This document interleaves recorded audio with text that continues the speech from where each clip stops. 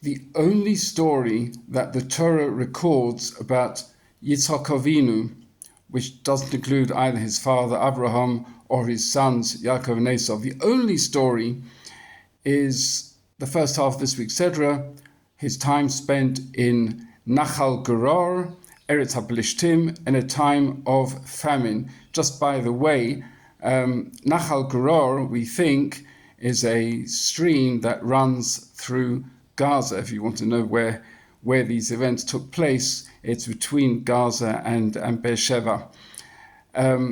So we find that the Pelishtim stuffed up the wells of Avraham Avinu. Avraham Avinu had dug in his time. They filled them with dirt, and Yitzchak excavated them and called them the same names that Avraham called them.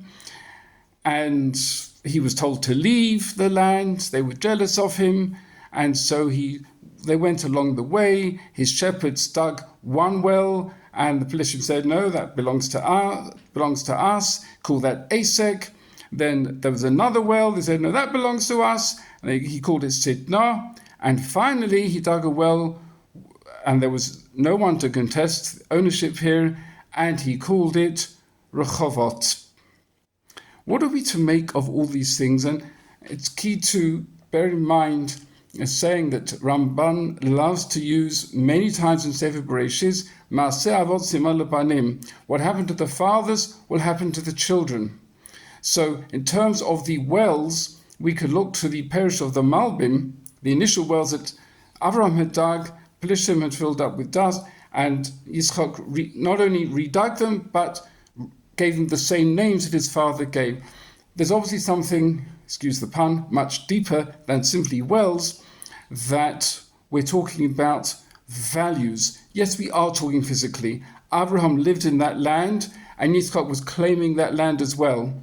And don't we know in our own day, people say we have no right to the land. But of course, it's deeper than that. They're the ideas that Abraham taught, and the Pelishtim wanted Abraham to be forgotten. So they not only stopped up the wells, they filled them with dirt. They should disappear without trace. But Yitzchak wasn't having that, and he redug those wells. What about the later wells, Esek? So the Ramban and the Kli Yakar in greater detail says that Esek refers to the hatred actually between Jews in the days of the first temple.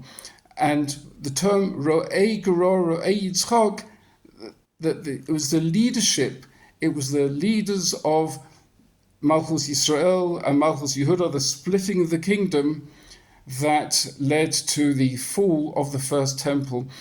But Sidna, the second well, is a reference to the second temple.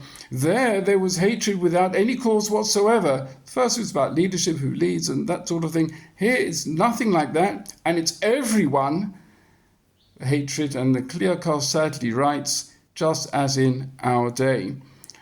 Finally, Rehovot. So the Kli Yakar has something beautiful on this, and he says, when two people clash with each other, even a big city the size of Antioch, for example, is not big enough. However, when people are content with each other and they celebrate each other's success, then you have the feeling of space, even if it's not a reality.